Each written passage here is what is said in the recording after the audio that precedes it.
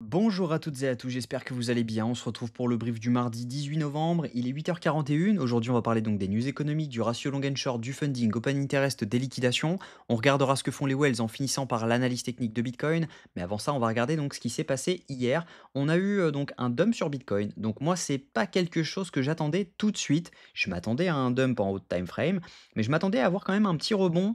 Notamment pour venir au moins chercher les 98 000 $. Donc je me suis trompé. Donc je me suis fait, SL sur mon trade, hein, tout simplement. Mais, c'est pas très, très grave, parce que c'était déjà un faible risque. Le but, c'était de jouer la fractale, donc j'avais 0,25 de risque, c'était pas un risque complet. Mais voilà, en tout cas, la fractale n'a pas marché, donc, la fractale dont je vous avais parlé il y a 2 jours. Donc autant pour moi, ça arrive de se tromper. En tout cas, là, on est dans une zone dans laquelle on pourrait rebondir. En revanche, les datas, elles ne sont pas bulles du tout. On peut clairement aller beaucoup plus bas. L'erreur sur ce trade, c'était de ne pas avoir attendu un changement de tendance en H4. On voit qu'on était complètement baissier. Donc mon but, c'était pas du tout de jouer, ce changement de tendance et cetera. C'était simplement de jouer la fractale. Donc c'était pour ça que c'était un faible risque. Je vous avais prévenu, qu'on était complètement baissier et qu'il était probable d'aller beaucoup, beaucoup plus bas. Mais en tout cas, voilà, pour moi, c'était assez surprenant. On aurait dû rebondir logiquement étant donné qu'on a quand même beaucoup de liquidations à venir prendre au-dessus. Donc à mon avis, il y a beaucoup de gens qui se sont fait avoir, là-dessus. Là, on est actuellement dans le FVG Daily, sur Bitcoin, mais voilà, on est dans une zone dans laquelle on pourrait rebondir étant donné que c'est la zone ETE, le FVG Daily, la fin des liquidations, on n'a plus grand chose à liquider. Donc on pourrait faire un rebond technique dans lequel on vient chercher les 97 800. Pourquoi pas venir retest donc cette trendline, daily que nous avons ici, daily weekly, et derrière pouvoir repartir à la cave parce que clairement, on a vraiment des datas qui sont vraiment négatives. Donc si on voit quelque chose d'intéressant, que les datas repassent boule, si jamais on vient faire un tour dans les 97 000 $, on pourra imaginer revenir faire un plus haut, mais dans les faits actuels, on n'a aucune data qui nous dise on peut aller refaire un nouveau plus haut, etc. Pour l'instant, c'est clairement bearish. On a toutes les datas qui sont bearish. On n'a aucun changement de tendance. Même en H1, on n'a pas de changement de tendance. Donc actuellement, ça ne sert à rien de tenter du long. Franchement, attendez un setup et sinon priorisez du short. Mais voilà, tenter du short maintenant dans une zone potentielle de rebond en daily, c'est un peu gambling. Donc je vous invite vraiment à attendre. Parfois, il faut ne pas trader. Et là, on est dans une situation dans laquelle il ne faut pas trader. Vous allez comprendre pourquoi avec les datas. Donc au niveau news économique, cette semaine, enfin aujourd'hui, on n'a rien du tout. Mercredi, par contre, on va avoir la minute de la Fed à 20 h et on aura jeudi une journée également importante étant donné qu'on aura le taux de chômage ainsi que les créations d'emplois dans le secteur non agricole. À 14h30, ça risque de bouger pas mal. Et vendredi, à 15h45, on aura le PMI manufacturier. Donc faites attention, on risque de bouger pas mal. Et au niveau résultat, il me semble que c'est ce soir, les résultats d'NVIDIA. Non, c'est demain, pardon. Donc demain après la clôture, on aura les résultats d'NVIDIA, donc même chose, ça risque de faire bouger pas mal. J'ai eu des commentaires sur lesquels, on me disait qu'on s'en foutait d'NVIDIA et cetera, mais on s'en fout pas du tout puisque ça représente quand même 7 à 8 de la capitalisation totale du S&P 500. Ça veut dire que si NVIDIA perd, 20 parce que ses résultats sont mauvais, le S&P 500 lui va perdre 2-3. Mais 2-3 sur S&P, c'est un moins 10 sur Bitcoin. Donc faites attention quand même, lorsque vous dites, des choses en commentaire, vérifiez quand même ce que vous dites. Au niveau, crypto bubble, ce qu'on voit, c'est qu'on a clairement du rouge partout. Les alts ont pris cher, donc on a une Bitcoin dominance qui, elle, rebondit. On voit quand même que les alts prennent beaucoup plus cher que Bitcoin. Donc, clairement, voilà, c'est plutôt bearish quand même pour la suite. Donc faites attention quand même, les alts pourraient reprendre cher. C'est pas parce qu'ils ont des prix qui sont intéressants actuellement qu'ils sont intéressants à long terme. On peut quand même aller beaucoup plus bas. Faites attention, tant que Bitcoin ne rebondit pas, les alts continueront à dump. Et donc faites attention vraiment là-dessus, sauf pour certains irréductibles gaulois, notamment le Aster qui tient vraiment très très bien, le ICP, le Hype, le XMR également. Donc voilà, on a quelques alts qui performent quand même malgré le dump, mais la majorité sous-performe clairement, donc faites attention à ça. Au niveau funding, open interest, on voit quelque chose d'assez surprenant, c'est que on a un dump complet sur Bitcoin, hein. On voit quand même qu'on est passé donc de 95 000 $ à 89 000 $ en l'espace de 24 heures. Et on a quand même un open interest qui lui est en hausse complète. Donc ça veut dire que logiquement, quand on voit la hausse de l'open interest avec la hausse des fundings, c'est du long qui s'est ouvert.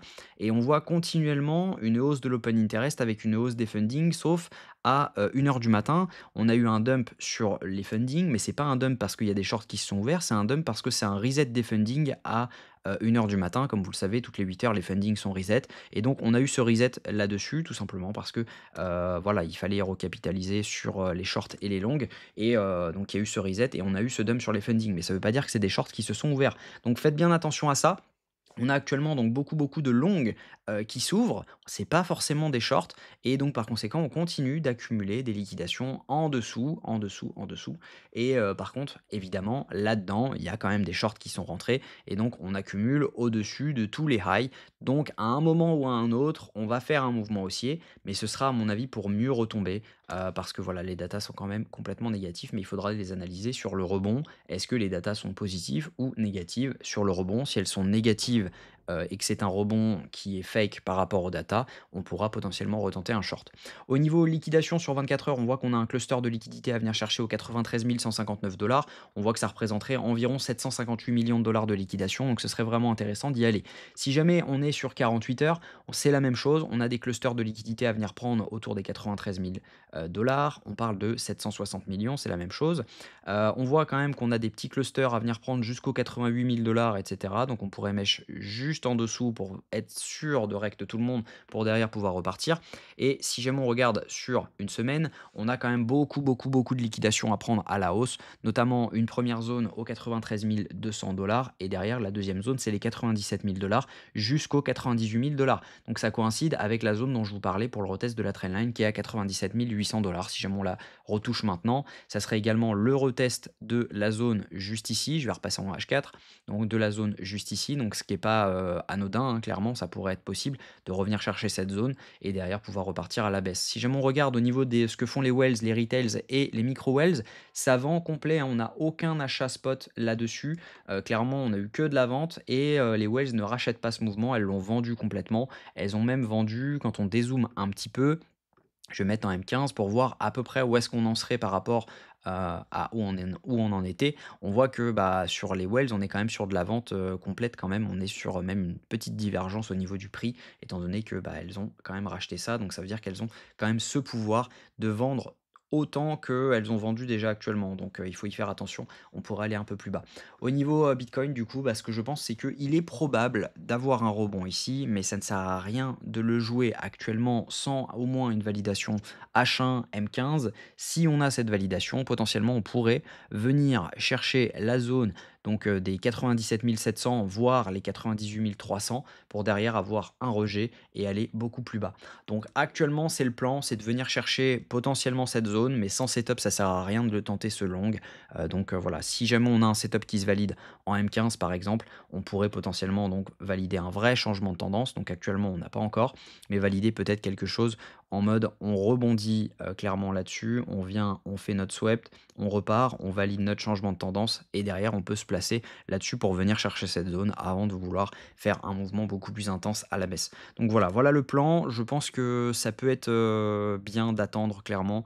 Le mieux c'est d'être patient, quitte à rater ce long, c'est pas grave, il vaut mieux prioriser des shorts actuellement étant donné que la tendance majoritaire du marché est baissière. Donc clairement voilà, c'est pas forcément un bon moment pour ouvrir des longues. En tout cas, voilà, j'espère que cette vidéo vous a plu. Si c'est le cas, je vous invite à vous abonner parce que pour beaucoup, ce n'est pas encore fait. À commenter ce que vous en pensez. Est-ce que vous pensez qu'on est dans une zone de rebond ou rebond simplement technique ou rebond court terme ou rebond tout court.